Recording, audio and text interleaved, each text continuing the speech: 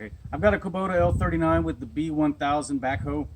I'm actually making this video in response to another YouTuber I saw was having some similar problems. He had a B77 or the BH77, but I was having the problem where this cylinder would retract with force but would not extend.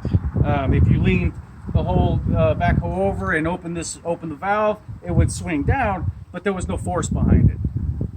And this is, I remember I had a similar problem. It was on a different cylinder. I think it was actually on this main lift cylinder, but I kind of remembered what I did, and so I checked the same thing. What I did is I took this part of this valve right here loose, okay? And when you take this out, there's a little bit of fluid coming out. There was pressure there. So now we're looking at this part right here. And I'm not a mechanic, so I'm not trying to tell you what all the names of these parts are, exactly what they do.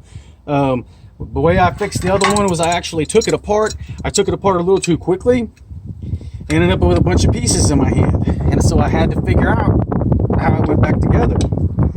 And I had a hunch from with the pieces that were in my hand that, well, let me get it apart here. So what I'm doing is I'm taking fancy crescent wrenches and I'm taking these two assemblies apart. Okay, now inside of here, the first time I took it apart, I just ended up with this spring here in my hand, and then this little push rod and this spring, and I wasn't quite sure of the order that they went back together. I was trying to make sense of it, so I looked at the parts, and it ended up resulting in fixing the tractor. But if I look down inside here, there's this cone-shaped little nipple inside of there, and on this piece there is a hole that is just made to fit that nipple. But when I took it apart, the spring was between, and it was again in this case on this cylinder. Somehow the spring had slipped past this little stop point on this piece and was in between this cone-shaped receiving point and this little nipple point inside this valve. And I guess just over time, that spring going up and down, it just wore that spring out to where this end was just big enough to fit over this piece, and it just caused that spring to jump over and get in the wrong place. So probably I should replace the spring.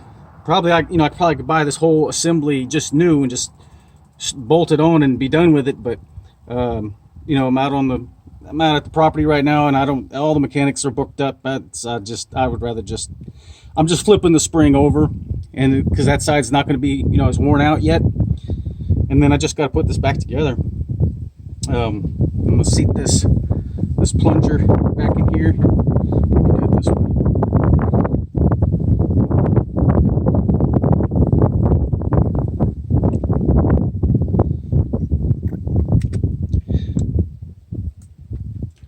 I can put this back together.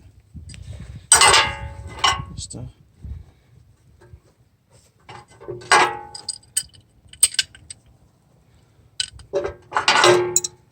not a very difficult job. You can do it with 2 crescent wrenches, although I recommend not doing it with crescent wrenches the way I am, because you're going to end up, if you're not careful, you can end up rounding off the corners on these bolts. And we can screw this assembly back into this valve.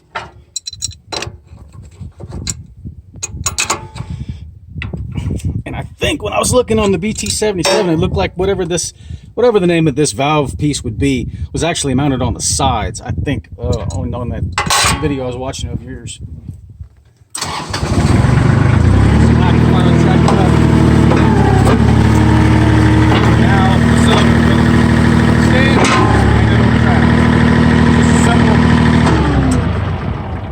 It's just a simple little thing. Takes like 5 minutes to do, and I hope it helps you out.